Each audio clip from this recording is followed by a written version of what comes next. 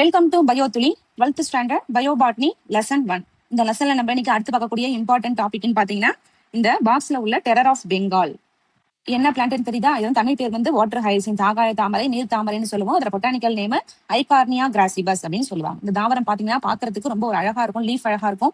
அதோடைய பூ பாத்தீங்கன்னா ஒரு மாதிரி ஊதா கலர்ல, லாவெண்டர் கலர்ல நல்லா இருக்கும்.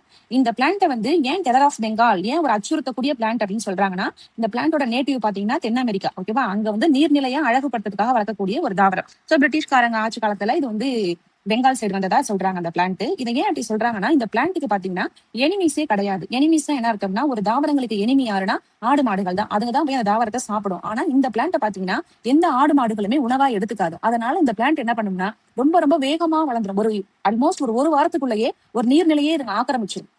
கீழே தண்ணி இருக்கிறதே தெரியாது, அந்த அளவுக்கு ரேபிடா இதோட growth இருக்கும். அது மட்டும் இல்லாம தண்ணியில பாத்தீங்கன்னா ஆக்சிஜன் எப்படி இருக்கும், டிசால்வ் ஆயிருக்கும், கரைஞ்சிருக்கும். அந்த டிசால்வ்டு ஆக்சிஜனை வேகமா உறிஞ்சி எடுத்துரும். அப்ப இது வளர இடத்துல மத்த அனிமல்ஸ், குட்டி குட்டி மீன்கள், தவளைகள், நீர்வாழ் தாவரங்கள் இருக்கும் இல்லையா, அதுங்களுக்கு இந்த தண்ணியில ஆக்சிஜன் லெவல் கம்மியா போயிடும். அதனால பாத்தீங்கன்னா கூட்டமா அந்த மீன்கள்லாம் இறக்க கூட நேரிடும், ஆக்சிஜன் இல்லாம இறந்து போயிடும். சோ அந்த ரீசனாலதான் நம்ம இது என்ன சொல்றோம்னா டெரர் ஆஃப் பெங்கால் அப்படின்னு சொல்றோம். தீரிய பாருங்க. Scourge of water bodies is an invasive weed on water bodies like ponds, lake and reservoirs. It is popularly called terror of Bengal. It is spread rapidly through offset all over the water body and depletes dissolved oxygen. நீரில் கரைந்துள்ள ஆக்சிஜனை ரொம்ப ரொம்ப ரொம்ப வேகமா எடுத்துட்டு வளரக்கூடிய ஒரு தாவரம்.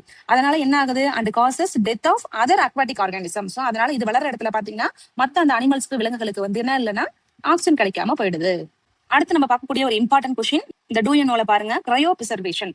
கிரையோ பிரிசர்வேஷன் அப்படின்னா என்ன பண்ணீங்கன்னா, கிரையோ மீன்ஸ் என்ன, உரை நிலையில ஓகேவா நல்ல குளிர்ல வந்து பாதுகாக்கக்கூடிய ஒரு பிரிசர்வேட்டிவ் மெத்தட்ஸ் இது. இதுல எதெல்லாம் நம்ம பிரிசர்வ் பண்ணி வைக்கலாம்னா, cells, tissue, sperm cells, pollen grains, இதெல்லாம் என்ன பண்ணிக்கலாம்னா நீண்ட நாட்களுக்கு கெட்டு போகாம நம்ம உயிர்ப்புடன் வச்சுக்க முடியும். அதாவது நீண்ட நாட்கள்னு சொல்லும் போது அதிகபட்சம் 10 அல்லது 20 வருஷம் கூட நம்ம அதை பத்திரமா உயிர்ப்போட அதை வச்சுக்கக்கூடிய கெப்பாசிட்டி இதுல இருக்கு.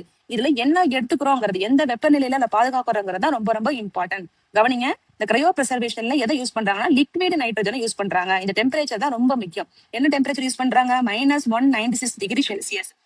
இந்த செல்சியஸ்ல என்ன பண்றாங்கன்னா போலன் கிரைன்ஸை ப்ரிசர்வ் பண்றாங்க இன் வயபிள் கண்டிஷன். வயபிள்னா உயிர் உள்ள, அதாவது அங்க அந்த கிரையோ பிரிசர்வேஷன் மெத்தட்ஸ்ல ப்ரிசர்வ் பண்ணி வைக்கக்கூடிய போலன்ஸா இருக்கட்டும், செல்ஸா இருக்கட்டும், டிஷ்யூவா இருக்கட்டும், அதுங்க எல்லாமே உயிரோட இருக்கும். அதுங்களுக்கு வயசாகாது, ரீப்ரொடியூஸ் பண்ணாது, வளராது, எதுவும் பண்ணாது. உயிர் மட்டும் இருக்கும். ஆனா எப்படி இருக்கும், அமைதியா அப்படியே தூங்கிட்டு இருக்க மாதிரி ஒரு கண்டிஷன். ஓகேவா?